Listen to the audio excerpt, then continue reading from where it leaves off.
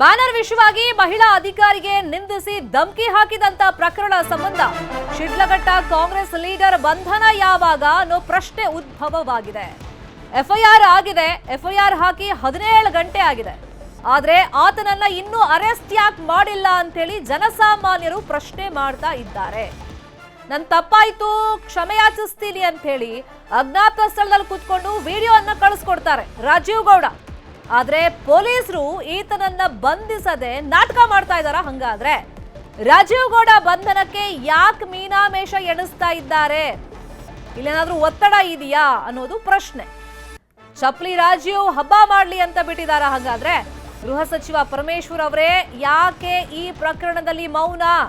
FIR ಹಾಕ್ಸಿ ಸುಮ್ನಾಗ್ಬಿಟ್ಟಿದ್ಯಾಕೆ? ಹಂಗಾದ್ರೆ ಮಹಿಳಾ ಅಧಿಕಾರಿಗೆ ಕೊಡುವಂತ ಗೌರವ ಹಂಗಾದ್ರೆ ಸರ್ಕಾರ ಇದೇನಾ? ಆಕೆ ಕಣ್ಣೀರನ್ನ ಹಾಕ್ತಾ ಇದ್ರು ನಿನ್ನೆ. ತಂದೇನು ತಪ್ಪೇ ಇಲ್ಲ, ಆಕ್ಸಿಡೆಂಟ್ ಆಗ್ತಾ ಇತ್ತು, ಸಾರ್ವಜನಿಕರಿಂದ ಕಂಪ್ಲೇಂಟ್ ಬಂತು, ಅದನ್ನು ತೆರವು ಮಾಡಲೇಬೇಕಾಗಿತ್ತು. ಫಸ್ಟ್ ಆಫ್ ಆಲ್ ಪರ್ಮಿಷನ್ನೇ ತಗೊಂಡಿರ್ಲಿಲ್ಲ. ನಾವು ಕಾನೂನು ರೀತಿಯಲ್ಲೇ ನಿಯಮದ ಪ್ರಕಾರನೇ ನಡ್ಕೊಂಡಿದ್ದೀವಿ. ಆದ್ರೂ ಅವಾಚ್ಯ ಪದ ಬಳಸಿ ಬೈದಿದ್ದಲ್ದೆ, ನಿಂದಿಸಿದ್ದಲ್ದೆ ಬೆದರಿಕೆ ಹಾಕಿದ್ದಾರೆ ಅಂತೇಳಿ ಕಣ್ಣೀರ್ ಹಾಕಿದ್ರು. ಅಧಿಕಾರಿಗಳ ಆತ್ಮಸ್ಥೈರ್ಯ ಕುಂದಿಸೋರನ್ನ ಅರೆಸ್ಟ್ ಮಾಡೋದು ಯಾವಾಗ? ಹಂಗಾದ್ರೆ ಎಫ್ಐಆರ್ ಹಾಕಿ ತಪ್ಪಿಸ್ಕೊಳ್ಳೋದಕ್ಕೆ ಪೊಲೀಸರೇ ಬಿಟ್ರ ಹಂಗಾದ್ರೆ ಅಂತೇಳಿ ಸಾಕಷ್ಟು ಪ್ರಶ್ನೆಗಳಂತೂ ಈ ಪ್ರಕರಣದಲ್ಲಿ ಉದ್ಭವ ಆಗುತ್ತೆ. ಕೈ ಲೀಡರ್ ಬಂಧನ ಯಾವಾಗ? ರಾಜೀವ್ ಗೌಡ ವಿರುದ್ಧ ಕ್ರಮಕ್ಕೆ ಜನಸಾಮಾನ್ಯರು ಆಗ್ರಹ ಮಾಡ್ತಾ ಇದ್ದಾರೆ. ಈ ಸರ್ಕಾರ ಬಂದ ನಂತರ ನಿರಂತರವಾಗಿ ದೌರ್ಜನ್ಯ ನಡೀತಾ ಇದೆ. ಅಧಿಕಾರಿಗಳ ಮೇಲೇನೆ ದೌರ್ಜನ್ಯ ಜಾಸ್ತಿ ಆಗಿರೋದು ಅಂತ ಹೇಳಿ ರಾಜೀವ್ ಗೌಡ ಪ್ರಕರಣದ ಬಗ್ಗೆ ಕುಮಾರಸ್ವಾಮಿ ಅವರು ಪ್ರತಿಕ್ರಿಯೆಯನ್ನ ಕೊಟ್ಟಿದ್ದಾರೆ. ಅಧಿಕಾರಿಗಳ ಮೇಲೆ ಒತ್ತಡ ಹಾಕಿ ಕೆಲಸಗಳನ್ನ ಈ ಸರ್ಕಾರ ಮಾಡಿಸ್ಕೊಳ್ತಾ ಇದೆ. ಕಾನೂನು ಬಾಹಿರವಾಗಿ ತೀರ್ಮಾನವನ್ನ ಮಾಡಿಸ್ತಾ ಇದ್ದಾರೆ. ಅಧಿಕಾರಿಗಳ ಮೇಲೆ ಒತ್ತಡವನ್ನ ಹಾಕಿ ಸರ್ಕಾರ ಸರಿ ಇಲ್ಲದೆ ಹೋದ್ರೆ ಇವೆಲ್ಲ ನಡೆಯುತ್ತೆ. ಇಲ್ಲಿ ಅಧಿಕಾರಿಗಳ ಮೇಲೆ ಒತ್ತಡವನ್ನ ಹಾಕಿಸ್ತಾ ಇದ್ದಾರೆ. ಕಾನೂನು ಮೀರಿ ಕೆಲವೊಂದು ಕೆಲಸಗಳನ್ನ ಒತ್ತಡ ಹಾಕಿಸಿ ಮಾಡಿಸ್ತಾ ಇದ್ದಾರೆ. ಸರ್ಕಾರ ಸರಿ ಇಲ್ಲ ಅಂತಂದ್ರೆ ಇಂಥವೆಲ್ಲ ಆಗತ್ತೆ ಅಂತ ಹೇಳಿ ಕುಮಾರಸ್ವಾಮಿ ಅವರು ಆರೋಪವನ್ನ ಮಾಡಿದ್ದಾರೆ. ಇವತ್ತು ಈ ಸರ್ಕಾರ ಬಂದ ನಂತರ ಅಧಿಕಾರಿಗಳ ಮೇಲೆ ದೌರ್ಜನ್ಯ ಮಾಡ್ತಕ್ಕಂಥದ್ದು ಭಾಳ ಜಾಸ್ತಿ ಆಗಿದೆ. ಸಾಮಾನ್ಯ ಕಾರ್ಯಕರ್ತರಿಂದ ಹಿಡಿದು ಅಧಿಕಾರದಲ್ಲಿರ್ತಕ್ಕಂಥ ಮೇಲಿನ ಮಟ್ಟದವರು ಸಹ ಅವ್ರ ಮೇಲೆ ಹಲವಾರು ರೀತಿ ಒತ್ತಡಗಳನ್ನು ಹಾಕಿ ಕಾನೂನು ಬಾಹಿರವಾದಂಥ ತೀರ್ಮಾನಗಳನ್ನು ಮಾಡಿಸ್ತಕ್ಕಂಥದ್ದೇ ನಡೀತಾ ಇದೆ. ಇದು ಸರ್ಕಾರ ಸರಿ ಇಲ್ಲದೆ ಇದ್ದರೆ ಇವೆಲ್ಲ ನಡೆಯೋದು. ಮೇಟಿ ಸರಿಯಾಗಿದ್ದರೆ ಇದು ಯಾವುದೂ ಆಗೋದಿಲ್ಲ ಅನ್ನೋದು ನನ್ನ ಅಭಿಪ್ರಾಯ. CS ಗೂ ಕಾಲ್ ಮಾಡಿದ್ರಿ ನೀವು, ಇನ್ನೂ ಕೂಡ CS ಇಲ್ಲ, ಅವ್ರು ಏನು ಅದರ ಬಗ್ಗೆ ರಿಯಾಕ್ಷನ್ನೇ ಇಲ್ಲ ಅವ್ರದ್ದು.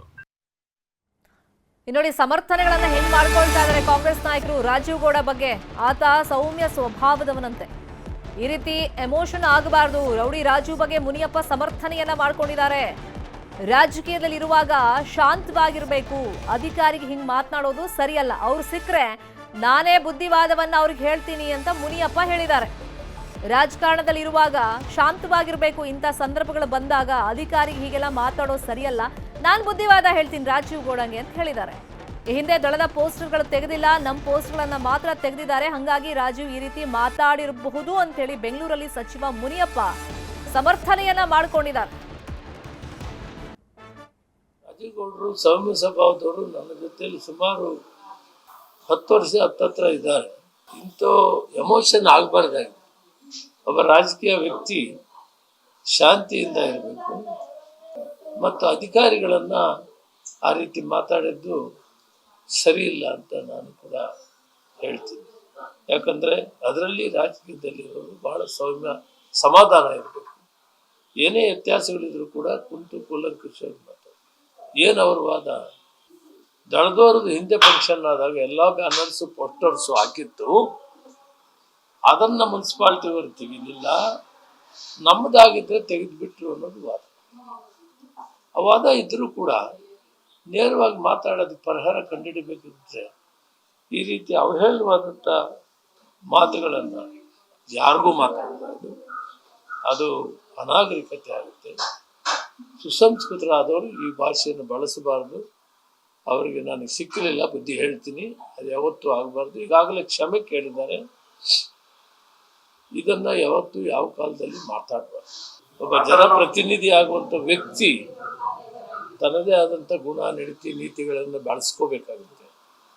ಆದ್ದರಿಂದ ನನಗೂ ಕೂಡ ಮನಸ್ಸಿಗೆ ಸ್ವಲ್ಪ ಖೇದ, ಸರಿಯಿಲ್ಲ, ಈ ರೀತಿ ಮಾತಾಡಬಾರ್ದು ಅಂತೇಳಿ.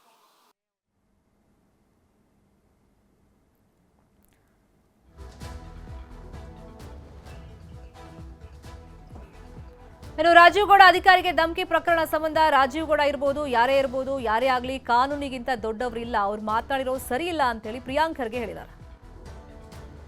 ರಾಜೀವ್ ಗೌಡ ಇರ್ಬೋದು, ಯಾರೇ ಇರ್ಬೋದು, nobody is above the law. ಅವರು ಮಾತನಾಡಿರೋದು ಸರಿಯಲ್ಲ, ಅದನ್ನು ಸಮರ್ಥನೆ ಮಾಡ್ಕೊಳೋದು ಕೂಡ ತಪ್ಪಾಗುತ್ತೆ. ಯಾರಿಗೂ ಕೂಡ ಕಾನೂನಿನಲ್ಲಿರ್ಬೋದು, ಸಂವಿಧಾನದಲ್ಲಿರ್ಬೋದು, ಬೇರೆಯವರನ್ನು ನಿಂದಿಸೋದಾಗಲಿ, ಅವಾಚ್ಯ ಶಬ್ದದಲ್ಲಿ ಮಾತಾಡೋದಾಗಲಿ ಅವ್ರಿಗೆ ಯಾರಿಗೂ ಹಕ್ಕಿಲ್ಲ. What ever it is wrong. And ಈಗಾಗಲೇ ಪಾರ್ಟಿ ಪ್ರೆಸಿಡೆಂಟ್ ಅವರು ಹೇಳಿದ್ದಾರೆ, ಅದಕ್ಕೆ ಕ್ರಮ ತಗೋತಾರೆ. BJP ಅವರಿಂದ ಸಂಸ್ಕೃತಿ ಕಲಿಬೇಕೇನ್ರಿ ನಾವು? ಇದೇ ನಿಮ್ಮ ಮುನಿರತ್ನ ಅವ್ರು ಏನೇನು ಮಾಡಿದ್ದಾರೆ ಗೊತ್ತಿದ್ದಾರೆ. CT ರವಿ ಅವರು ನಿಮ್ಮ ಕೌನ್ಸಿಲ್ನಲ್ಲಿ ಏನು ಹೇಳಿದ್ದಾರೆ ಗೊತ್ತಿದ್ದಾರೆ.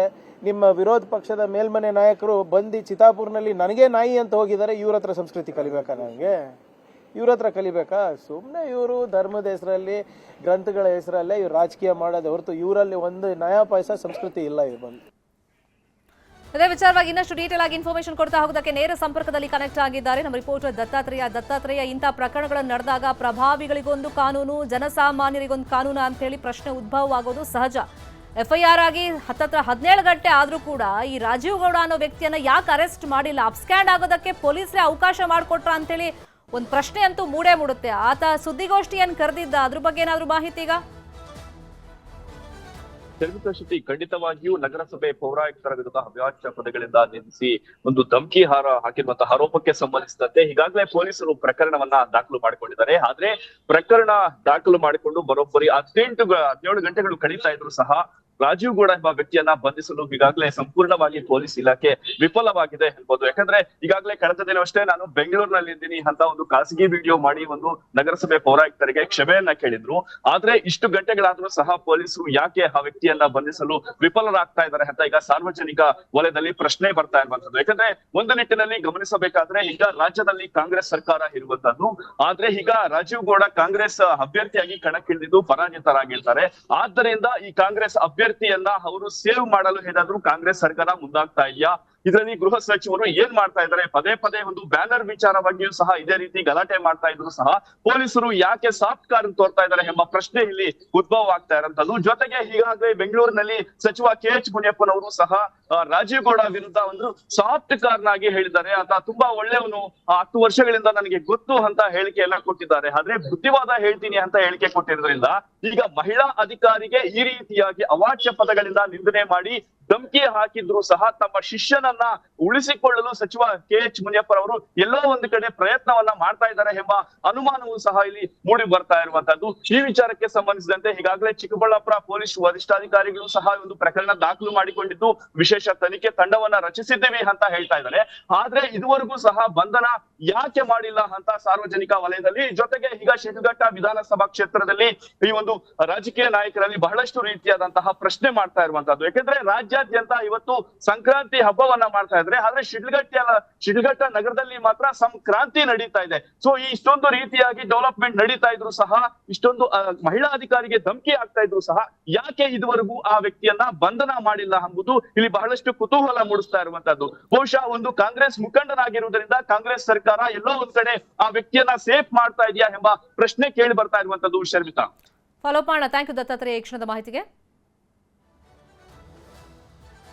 ಮಹಿಳಾ ಅಧಿಕಾರಿಗೆ ಧಮಕಿ ಹಾಕಿದ ಪ್ರಕರಣದಲ್ಲಿ ರಾಜೀವ್ ಗೌಡನ ಬಂಧನ ಯಾವಾಗ ಅಂತ ಈಗ ಪ್ರಶ್ನೆ ಉದ್ಭವವಾಗಿದೆ. FIR ಆಗಿ ಇಷ್ಟೊತ್ತಾದ್ರೂ ಕೂಡ ಪೊಲೀಸರು ಈತನನ್ನ ಯಾಕೆ ಅರೆಸ್ಟ್ ಮಾಡ್ತಾ ಇಲ್ಲ? ಎಲ್ಲೋ ಅಜ್ಞಾತ ಸ್ಥಳದಲ್ಲಿ ಕೂತ್ಕೊಂಡು ಈತ ವಿಡಿಯೋ ಕಳಿಸ್ಕೊಡ್ತಾನೆ.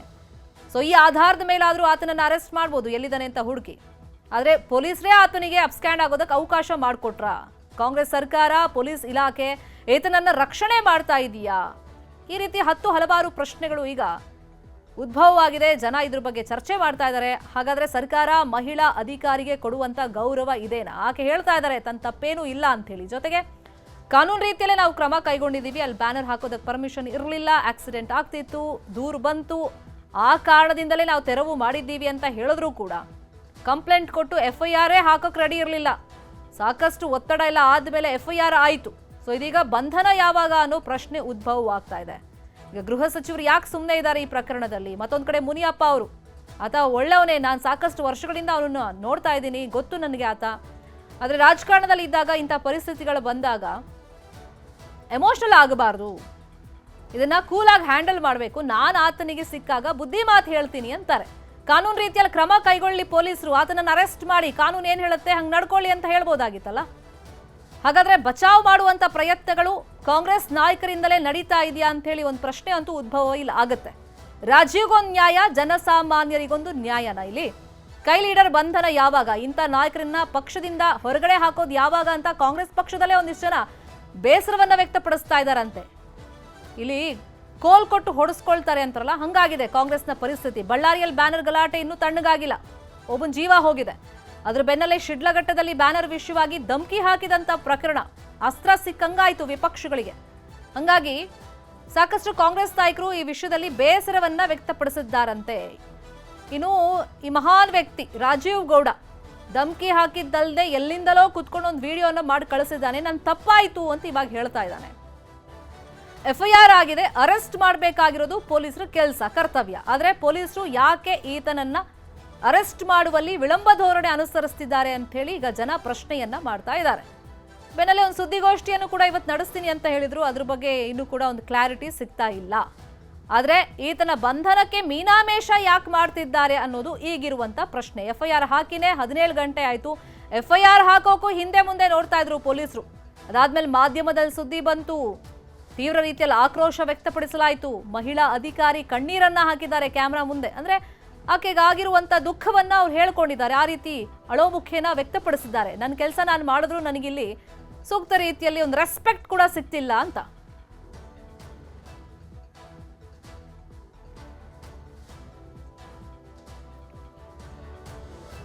ಅದೇ ವಿಚಾರವಾಗಿ ಇನ್ನಷ್ಟು ಡೀಟೇಲ್ ಆಗಿ ಇನ್ಫಾರ್ಮೇಶನ್ ಕೊಡ್ತಾ ಹೋಗೋದಕ್ಕೆ ನೇರ ಸಂಪರ್ಕದಲ್ಲಿ ಕನೆಕ್ಟ್ ಆಗಿದ್ದಾರೆ ನಮ್ಮ ಪೊಲಿಟಿಕಲ್ ಬ್ಯೂರೋ ರಿಪೋರ್ಟರ್ ಕೃಷ್ಣ. ಈಗ ಜನಸಾಮಾನ್ಯರಿಗೊಂದು ನ್ಯಾಯ, ಇಂಥ ಲೀಡರ್ಗಳಿಗೆ ಮತ್ತೊಂದು ನ್ಯಾಯನ ಅಂತೇಳಿ ಸಹಜವಾಗಿ ಪ್ರಶ್ನೆ ಉದ್ಭವವಾಗುತ್ತೆ. ಈಗ FIR ಹಾಕಿನೇ 17 ಗಂಟೆ ಆಯ್ತು. ಒಂದ್ ಕಡೆ ಒಂದಿಷ್ಟು ಜನ ಕಾಂಗ್ರೆಸ್ ನಾಯಕರು ಬೇಸರ ವ್ಯಕ್ತಪಡಿಸಿದ್ರೆ, ಮತ್ತೊಂದಿಷ್ಟು ಜನ ಇದನ್ನ ಪ್ರೊಟೆಕ್ಟ್ ಮಾಡೋ ರೀತಿಯಲ್ಲೇ ಸ್ಟೇಟ್ಮೆಂಟ್ ಗಳನ್ನ ಈ ಕ್ಷಣಕ್ಕೂ ಕೊಡ್ತಾ ಇದ್ದಾರೆ. ಪ್ರಮುಖವಾಗಿ ಮುನಿಯಪ್ಪ ಅವರು ಈ ರೀತಿ ನಡ್ಕೊಳ್ಬಾರ್ದಾಗಿತ್ತು, ನಾನ್ ಬುದ್ಧಿ ಮಾತು ಹೇಳ್ತೀನಿ ಅಂತ ಹೇಳ್ತಾ ಇದ್ದಾರೆ. ಅಂದ್ರೆ ಕಾಂಗ್ರೆಸ್ ನಾಯಕರೇ ಆತನನ್ನ ಪ್ರೊಟೆಕ್ಟ್ ಮಾಡ್ತಾ ಇದ್ದಾರಾ?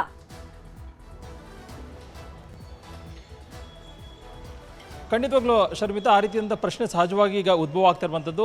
ನೀವು ಹೇಳಿದಂಗೆ ಎಲ್ಲೊಂದು ಕಡೆಗೆ ಅವ್ರನ್ನ ಕಾಂಗ್ರೆಸ್ ಸರ್ಕಾರವನ್ನೇ ರಕ್ಷಣೆ ಮಾಡ್ತಾ ಇರುವಂಥ ಒಂದು ಪ್ರಶ್ನೆ ಈಗ ಉದ್ಭವ ಆಗಿದೆ. ಯಾಕಂದರೆ ಸಚಿವ ಮುನಿಯಪ್ಪ ಅವರೇ ಅವರ ಬಗ್ಗೆ ಸಮರ್ಥನೆಯನ್ನು ಮಾಡ್ಕೊಳ್ತಾ ಇರುವಂಥ ನೋಡ್ತಾ ಇದ್ರೆ, ಇಲ್ಲೊಂದು ಕಡೆ ಆ ಭಾಗದಲ್ಲಿ ಶಿಡ್ಲಘಟ್ಟ ಭಾಗದಲ್ಲಿ ಕಾಂಗ್ರೆಸ್ ಮುಖಂಡರನ್ನ ನಾವು ಬಂಧಿಸಿಬಿಟ್ರೆ, ಕ್ರಮವನ್ನು ಕೈಗೊಂಡ್ರೆ ಬರುವಂಥ ದಿನಗಳಲ್ಲಿ ಕಾಂಗ್ರೆಸ್ಗೆ ದೊಡ್ಡ ಮಟ್ಟದ ಹಿನ್ನಡೆ ಆಗ್ಬೋದು ಅನ್ನೋ ಚಿಂತೆ ರಾಜ್ಯ ಕಾಂಗ್ರೆಸ್ ಇರ್ಬೋದೇನೋ. ಅದೇನೇ ಇದ್ರೂ ಕೂಡ ಜನರಿಂದ ಆಯ್ಕೆ ಆಗಿರ್ತಕ್ಕಂಥ ಬಂದಂಥ ಮುಖ್ಯಮಂತ್ರಿಗಳಾಗಿರ್ಬೋದು ಮತ್ತು DCM ಆಗಿರ್ಬೋದು ಈ ಒಂದು ಪ್ರಕರಣದ ಬಗ್ಗೆ ಇನ್ನೂ ಕೂಡ ಸೂಕ್ತ ಒಂದು ಕ್ರಮವನ್ನು ವಹಿಸುವಂತೆ ಮುಂದಾಗಿಲ್ಲ. ಮುಖ್ಯವಾಗಿ ದುರಂತದ ವಿಚಾರ ಏನು ಅಂತಂದ್ರೆ ಶರ್ಮಿತಾ, ಇನ್ನೂ ಕೂಡ ಮುಖ್ಯಮಂತ್ರಿ ಸಿದ್ದರಾಮಯ್ಯ ಈ ಒಂದು ವಿಚಾರವಾಗಿ ಎಲ್ಲೂ ಕೂಡ ಮಾತಾಡಿಲ್ಲ. ಇಲ್ಲೊಂದು ಕಡೆ ಟ್ವೀಟ್ ಮಾಡೋದ್ರ ಮುಖಾಂತರವಾಗಿ ಒಂದು ಸಂದೇಶವನ್ನು ಕೊಡುವಂತ ನಿಟ್ಟಿನಲ್ಲಿ, ಅಂದರೆ ರಾಜ್ಯದ ಮಹಿಳಾ ಅಧಿಕಾರಿಗಳನ್ನ ಏನೋ ರಕ್ಷಣೆ ಮಾಡುವಂಥದ್ದು, ಅಧಿಕಾರಿಗಳ ವಿಚಾರದಲ್ಲಿ ಇಲ್ಲೊಂದು ಕಡೆ ಪರವಾಗಿ ನಿಲ್ಲುವಂಥ ಒಂದು ಸಂದೇಶವನ್ನು ಕೊಡದೇ ಇರುವಂಥದ್ದು ಒಂದು ರೀತಿ ರಾಜ್ಯ ಮಟ್ಟದ ದುರಂತ ಅನ್ನೋ ಒಂದು ಮಾತನ್ನ ಪ್ರತಿಪಕ್ಷ ನಾಯಕರು ಸಹಜವಾಗಿ ಆಡ್ತಾ ಇರುವಂಥದ್ದು. ಮತ್ತೆ DCM DK ಶಿವಕುಮಾರ್ ಕೂಡ ಈ ಒಂದು ಪ್ರಕರಣದ ವಿಚಾರದಲ್ಲಿ ಒಂದು ಕಡೆ ಕಾನೂನು ರೀತಿಯಾಗಿ ಕ್ರಮವನ್ನು ಕೈಗೊಳ್ತೀವಿ ಅನ್ನೋ ಮಾತನ್ನು ಬಿಟ್ಟರೆ ಬೇರೆ ಯಾವುದೇ ರೀತಿಯಂತ ಹೇಳಿಕೆಯನ್ನು ಕೂಡ ಕೊಟ್ಟಿಲ್ಲ. ಅದ್ರ ಜೊತೆಗೆ ಈಗಾಗಲೇ ಪ್ರತಿಪಕ್ಷಗಳು ದೊಡ್ಡ ಮಟ್ಟದ ಆಗ್ರಹವನ್ನು ಮಾಡ್ತಿರುವಂಥದ್ದು, ಅವರನ್ನ ಈಗಲೇ ಕೂಡಲೇ ಬಂಧಿಸೋದ್ರ ಮುಖಾಂತರವಾಗಿ ಕ್ರಮವನ್ನು ಕೈಗೊಳ್ಳಬೇಕು ಅನ್ನುವಂಥದ್ದು. ಮತ್ತೆ ಮಹಿಳಾ ಅಧಿಕಾರಿ ಇಲ್ಲ ಒಂದು ಕಡೆ ಆ ಒಂದು ಪ್ರಕರಣ ಆದ ಕೂಡಲೇ ಅವರು ಕಣ್ಣೀರು ಹಾಕಿರುವಂತಹ ಒಂದು ವಿಡಿಯೋಗಳನ್ನು ಕೂಡ ಈಗಾಗಲೇ ಗಮನಿಸಿದ ರಾಜ್ಯದ ಜನರು. ಮತ್ತೆ ಸಾರ್ವಜನಿಕ ವಲಯದಲ್ಲೂ ಕೂಡ ದೊಡ್ಡ ಮಟ್ಟದ ಆಕ್ರೋಶ ಕೂಡ ವ್ಯಕ್ತವಾಗ್ತಿರುವಂಥದ್ದು ಒಂದೇ, ಈ ಒಂದು ರಾಜಕಾರಣ ವಿರುದ್ಧವಾಗಿ ಸೂಕ್ತವಾದ ಕ್ರಮವನ್ನು ಕೈಗೊಳ್ಳಬೇಕು ಅನ್ನುವಂಥದ್ದು. ಕೇವಲವಾಗಿ ಕ್ಷಮೆಯನ್ನ ಕೇಳಿ ಬಿಟ್ಬಿಟ್ರೆ ಸಾಕ, ಆ ಒಂದು ರಾಜಕಾರಣಿ ವಿರುದ್ಧವಾಗಿ ಕ್ರಮವನ್ನು ಕೈಗೊಳ್ಳೋದಕ್ಕೆ ರಾಜ್ಯ ಸರ್ಕಾರಕ್ಕೇನು ಅನ್ನೊಂದು ಪ್ರಶ್ನೆ ಈಗ ಸಹಜವಾಗಿ ಉದ್ಭವ ಆಗಿರುವಂಥದ್ದು. ಇನ್ನಾದರೂ ಕೂಡ ಕಾಂಗ್ರೆಸ್ ಸರ್ಕಾರ ಈಗಲಾದರೂ ಕೂಡ ಎಚ್ಚೆತ್ತುಕೊಂಡು ಆ ಒಂದು ಏನೋ ರಾಜೀವ್ ಗೌಡ ಅನ್ನೋರನ್ನ ವಿರುದ್ಧವಾಗಿ ಕ್ರಮವನ್ನು ಕೈಗೊಳ್ತಾರಾ ಅನ್ನೋ ಒಂದು ಪ್ರಶ್ನೆ ಈಗಾಗಲೇ ಉದ್ಭವ ಆಗಿರುವಂಥದ್ದು. ಶರ್ಮಿತಾ, ಈ ಹಿಂದಿನ ಪ್ರಕರಣಗಳಲ್ಲಿ ಪ್ರತಿಪಕ್ಷ ನಾಯಕರು ಯಾವುದೇ ಒಂದು ವಿಚಾರ ಬಂದಂಥ ಸಂದರ್ಭದಲ್ಲಿ ರಾಜ್ಯ ಸರ್ಕಾರ ತಕ್ಷಣವೇ ಅವರ ವಿರುದ್ಧವಾಗಿ ಕ್ರಮವನ್ನು ಕೈಗೊಳ್ಳುವಂಥ ಉದಾಹರಣೆಗಳು ಕೂಡ ನೋಡಿದ್ವಿ. ಉದಾಹರಣೆಗೆ ಮೊನ್ನೆ ಏನು ವಿಧಾನ ಪರಿಷತ್ ಸದಸ್ಯರಾಗಿರ್ತಕ್ಕಂಥ ರವಿಕುಮಾರ್ CS ವಿಚಾರವಾಗಿ ಮಾತಾಡಿದ ಸಂದರ್ಭದಲ್ಲಿ ತಕ್ಷಣವಾಗಿ DCM ಆಗಿರ್ಬೋದು ಮತ್ತು ಮುಖ್ಯಮಂತ್ರಿಗಳು ತಕ್ಷಣವಾಗಿ ರಿಯಾಕ್ಟ್ ಅನ್ನು ಮಾಡೋದ್ರ ಮುಖಾಂತರವಾಗಿ ಕಾನೂನು ರೀತಿಯಾದ ಕ್ರಮಕ್ಕೆ ಅಧಿಕಾರಿಗಳಿಗೆ ಸೂಚನೆಯನ್ನು ಕೊಟ್ಟರು. ಆದ್ರೀಗ ಅವರ ಪಕ್ಷದ ನಾಯಕರನ್ನೇ ಮಹಿಳಾ ಅಧಿಕಾರಿ ಅಧಿಕಾರಿಗೆ ಒಂದು ರೀತಿ ನಿಂದಿಸಿರುವಂಥದ್ದು ಮತ್ತು ಎಲ್ಲ ಒಂದು ಕಡೆ ಅವಮಾನ ಮಾಡಿರುವಂಥದ್ದು ಮತ್ತು ಇಡೀ ಮಹಿಳಾ ಸಮುದಾಯವೇ ದೊಡ್ಡ ಮಟ್ಟದಲ್ಲಿ ಒಂದು ರೀತಿ ರಾಜ್ಯ ಕಾಂಗ್ರೆಸ್ ಸರ್ಕಾರದ ವಿರುದ್ಧವಾಗಿ ಆಕ್ರೋಶವನ್ನು ವ್ಯಕ್ತಪಡಿಸೋದ್ರ ಮುಖಾಂತರವಾಗಿ ಆ ಒಂದು ಮಹಿಳಾ ಅಧಿಕಾರ ಪರವಾಗಿ ನಿಂತ್ಕೊಳ್ಳೋದ್ರ ಮುಖಾಂತರವಾಗಿ ಒಂದು ರೀತಿ ಕ್ರಮಕ್ಕೆ ಆಗ್ರಹವನ್ನು ಮಾಡ್ತಾ ಇದ್ದಾರೆ. ಇನ್ನೂ ಕೂಡ ರಾಜೀವ್ ಗೌಡ ಅನ್ನುವಂಥವ್ರನ್ನ ಬಂಧನ ಮಾಡುವಂಥದ್ದು, ಅವ್ರ ವಿರುದ್ಧವಾಗಿ ಕಾನೂನು ರೀತಿಯಾದಂಥ ಕ್ರಮವನ್ನು ಕೈಗೊಳ್ಳುವಂಥ ನಿಟ್ಟಲ್ಲಿ ಕೂಡ ರಾಜ್ಯ ಸರ್ಕಾರ ಮುಂದಾಗಿಲ್ಲ. ಮತ್ತು ಗೃಹ ಸಚಿವರಾಗಿರ್ತಕ್ಕಂಥ ಪರಮೇಶ್ವರ್ ಅವರು ಕೂಡ ಈ ಒಂದು ವಿಚಾರದಲ್ಲಿ ಮೌನಕ್ಕೆ ಶರಣಾಗಿರುವಂಥದ್ದು. ಈಗಾಗಲೇ ಅವರು ಗೊತ್ತಿಲ್ಲದ ಮಿನಿಸ್ಟರ್ ಅನ್ನೋ ಒಂದು ಟೀಕೆಗೆ ಸಾರ್ವಜನಿಕ ವಲಯದಲ್ಲಿ ಗುರಿಯಾಗಿದ್ರು ಕೂಡ ಪ್ರತಿಪಕ್ಷಗಳು ಕೂಡ ಅದನ್ನೇ ಒಂದು ರೀತಿ ವಿಚಾರ ಇಟ್ಕೊಳ್ಳೋದ್ರ ಮುಖಾಂತರವಾಗಿ ದೊಡ್ಡ ಮಟ್ಟದ ಟೀಕೆಗಳನ್ನು ಕೂಡ ವ್ಯಕ್ತಪಡಿಸ್ತಾ ಇರುವಂಥದ್ದು. ಇಂತಹ ಸಂದರ್ಭದಲ್ಲಿ ಮಹಿಳಾ ಅಧಿಕಾರಿ ವಿರುದ್ಧವಾಗಿ ಕೂಡ ಕಾಂಗ್ರೆಸ್ ರಾಜಕಾರಣ ಈ ರೀತಿಯಾಗಿ ನಡ್ಕೊಂಡಂಥ ಸಂದರ್ಭದಲ್ಲಿ ಗೃಹ ಸಚಿವರಾಗಿರ್ತಕ್ಕಂಥ ಪರಮೇಶ್ವರ್ ಅವರು ಕೂಡ ಯಾವುದೇ ರೀತಿಯಿಂದ ಹೇಳಿಕೆಯನ್ನು ಕೊಡದಿರುವಂಥದ್ದು ಒಂದು ರೀತಿ ಕಾಂಗ್ರೆಸ್ಗೆ ಒಂದು ರೀತಿ ದೊಡ್ಡ ಮಟ್ಟದ ಆಕ್ರೋಶಕ್ಕೆ ಈಗಾಗಲೇ ಗುರಿ ಆಗ್ತಾ ಇರುವಂಥದ್ದು. Sharmita, fine, thank you Krishna. Follow up ಮಾಡೋಣ ಸುದ್ದಿಯನ್ನ.